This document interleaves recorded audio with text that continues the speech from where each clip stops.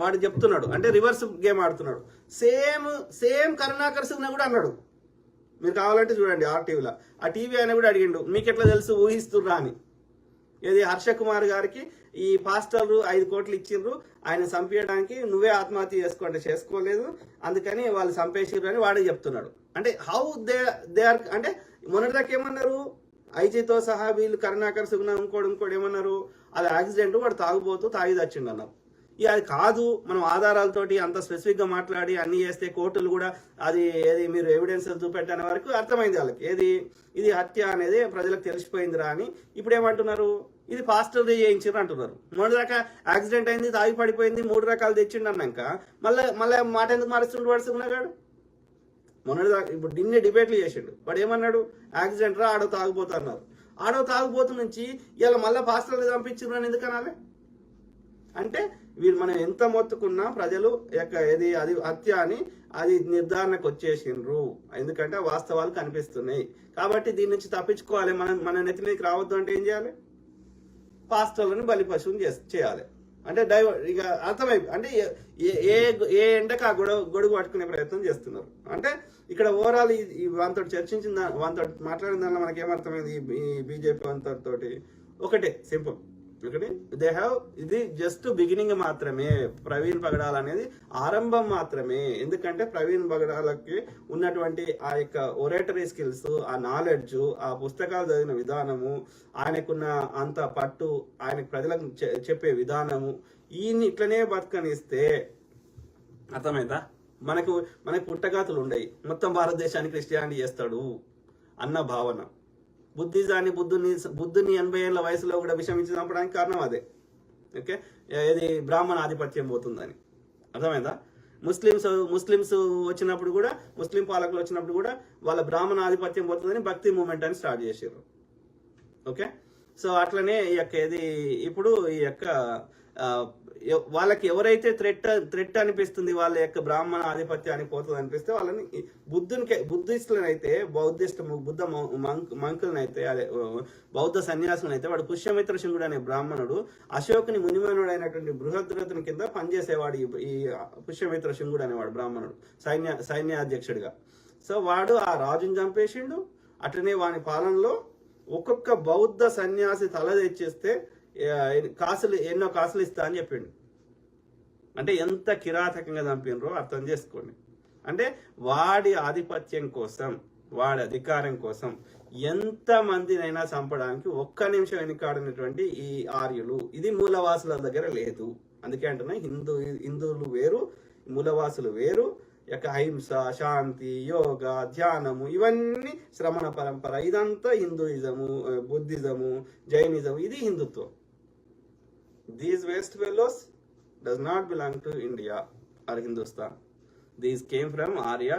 Their blood is fighting, సంపడం, బలి చేయడం, నరబలులు, జంతుబలులు, ఈ యజ్ఞాలు, యాగాలు, గుర్రాలు, ఇదే పని. అశ్వమేధ యాగము, రాజస్వ యాగము, ఇదే పని. దరిద్రం ఉండే అక్కడికి, అర్థమైందా మిత్రుల? సంపద వాళ్ళ దగ్గర పెట్టుకుంటా ఈ దరిద్రం ఉన్నది.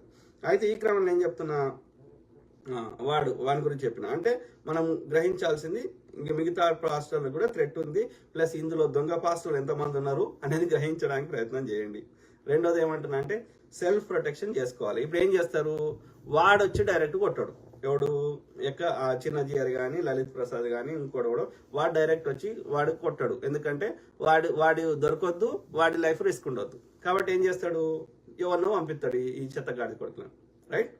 సో పంపించినప్పుడు మనం ఏం చేయాలి, వాడు కొడుతుంటే గన్ అయితే వాడాడు. ఎందుకు వాడంటే ఆ బుల్లెట్ దొరికింది అనుకో శరీరంలో, సో అది ఏమంటారు, ఆడు దొరికిపోతాడు. కాబట్టి కత్తులో, గొడ్డల్లో, లేకపోతే రాడ్లో పట్టుకుని వస్తాడు.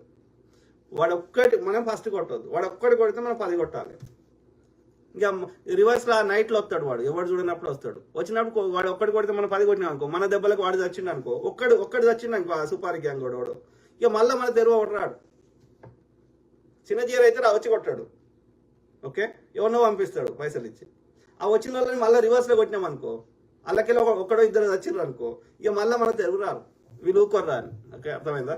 సో ఏమంటున్నా, ఆత్మరక్షణ ఒకటే ఇక్కడ మార్గం. There is no other way. Police వాళ్ళని నమ్మలేము, అన్ని సిస్టమ్స్ అండర్ దేర్ కంట్రోల్. కాబట్టి వాడు ఒక్కడి కొడితే మనం 10 కొట్టాలి, ఆత్మరక్షణ చేసుకోవాలి, అది ఒక్కటే మార్గం. That is the only way to survive our cells. ఎందుకంటే ఎవరి మొక్కుంటే నాకు వచ్చే నష్టం ఏంది? నాకు వస్తలేదు, నార్మల్ హిందువుకి వస్తలేదు, ఒక్క బ్రాహ్మణ్కి మాత్రమే నష్టం వస్తుంది. ఎవరైనా అన్య మతాలకు కన్వర్ట్ అయితే నష్టం ఎవరికి వస్తుంది? బ్రాహ్మణులకే వస్తుంది. వాళ్ళకి ఓట్లు పడేయేమో అని బాధ. ఓకే, వాళ్ళ పార్టీకి ఓట్లు పడేయేమో అని బాధ. వానికి యొక్క ఇది అన్నదాన, వానికి ఏమంటారు, యొక్క యజ్ఞానికి, యాగానికి, జంజం వేసుకోవడానికి, పెళ్లికి, యొక్క సత్యనారాయణకి పిల్లగాడు కొడితే దేనికి కూడా వానికి రాదు కదా, చందాలు రావు, పైసలు రావు కదా, రైట్? సో కాబట్టి ఇలా గుండీల పైసలు వేయరు కదా. ఇప్పుడు క్రిస్టియన్ వాళ్ళు వచ్చి తిరుపతి గుండీల పైసలు వేయరు కదా. కాబట్టి ఇక్కడ నష్టం జరుగుతుంది కన్వర్ట్ అయితే బ్రాహ్మణులకు మాత్రమే, 99% హిందువులకు కాదు. కాబట్టి ఆ నష్టాన్ని, వాని ఆధిపత్యాన్ని, వాని అధికారాన్ని, వాని దగ్గర ఉన్న సంపదని వాడు కోల్పోతా అంటే వాడు తట్టుకోలేడు. అర్థమైందా?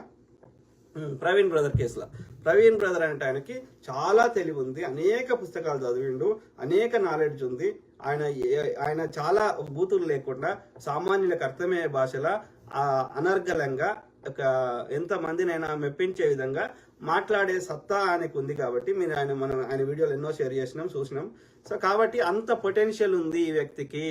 ఈ వ్యక్తి బతికుంటే ఓకే, ఏ రోజైనా మనకు థ్రెట్టే, ఏ రోజైనా మన ఈ సనాతన ధర్మానికి థ్రెట్టే. కాబట్టి ఈయన లేపేయాలని లేపేస్తారు. Same thing with doctor Babasaheb Ambedkar గారు, సేమ్ థింగ్ విత్ బుద్ధుడు.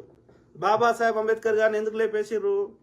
కారణం ఏంది అంటే, నాకు ఒక ఆర్ఎస్ఎస్ వాడు అన్నాడు, వాడు ఓకే, వాడు ఈ అమిత్ షా ఉన్నాడు కదా, అమిత్ షా పక్కకి వాడు ఉంటాడు, వాని పేరు చెప్పిన గతంలో, నేను పేర్లు మర్చిపోతున్నాను. సో ఆయన పేరు ఏదో ఉంది, ఇది ఢిల్లీలో ఉంటాడు. వాని ద్వారా నాకు ఇది లేపేసే ప్రయత్నం చేసిండాడు వీళ్ళు ఆర్ఎస్ వాళ్ళు. ఎందుకంటే పొద్దుగాలేసి ఇట్లా అన్ని చెప్తున్నాయి కదా పబ్లిక్కి, ప్రజలను ఎడ్యుకేట్ చేస్తున్నాయి కదా. తెలంగాణలో వాళ్ళ బీజేపీ రావాలని ట్రై చేస్తుంటే నేను అడ్డుపడుతున్నా కదా, కాంగ్రెస్ రావడానికి చాలా సహకరించిన కదా. కాబట్టి ఎవరైతే వాళ్ళకి థ్రెట్ అనిపిస్తుందో వాళ్ళ దోసుకోవడానికి కానీ, వాళ్ళ సిద్ధాంతాలకు కానీ, వాళ్ళ అధికారం కోసం కానీ, దేనికైనా వాళ్ళని లేపేసే ప్రయత్నం చేస్తారు. అందులో భాగంగా అక్కడ కెనడాలో ఒక సిక్ లైన్ లేపేసారు, అమెరికాలో సిక్ వాళ్ళని లేపేసే ప్రయత్నం చేసారు. అందులో నాకు కూడా ప్రయత్నం అయింది. ఓకే, సో ఆ క్రమంలో ఏది ఆర్ఎస్ అంటే వాళ్ళ ఐడియాలజీ ఏందో ఆలోచించండి. సో ఆ విధంగా డాక్టర్ బాబాసాహెబ్ అంబేద్కర్ గారిని ఎందుకు లేపేసారు? వాడు ఎందుకు వచ్చింది వాడి టాపిక్ అంటే, ఆర్ఎస్ ఉంది, వాడు వరంగల్ ఉంటాడు వాడు. సో వాడికి క్లోజ్ ఫ్రెండ్ వాడు అంటే వాడి పేరు నేను మర్చిపోతే. ఓకే, వాడు బ్రాహ్మణుడే, ఢిల్లీ అమిత్ షా పక్కకే ఉంటాడు. సో అమిత్ షా తోటి వీడు అప్రూవల్ తీసుకుంటాడు, ఇది ఎగ్జిక్యూట్ చేస్తే నాకు లీగల్గా ఏమి ప్రొటెక్షన్ చేయమని. జిన్నజీఆర్ గదే చేస్తాడు. ఆడికి పోయి ఎందుకు నా రాజకీయ నాయకులు అయితేనేమో సూట్ కేసులలో పైసలు తీసుకొని పోయి ఇచ్చేసి వస్తారు. వాని వాటా వానికి ఇస్తే వీడు కేసులు వేయడు, సిబిఐ ఈడీలు.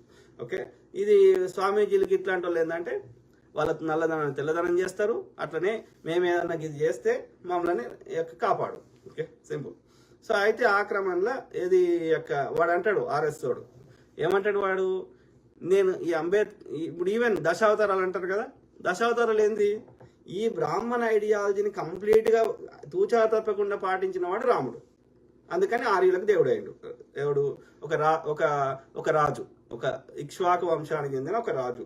ఇండస్ నదికి ఆవలి వైపున ఇలా తక్షశిల అంటున్నది పాకిస్తాన్లో ఉన్నటువంటి ఒక చిన్న ప్రాంతంలో చిన్న రాజ్యానికి ఆర్యులు అక్కడే ఉండేవారు.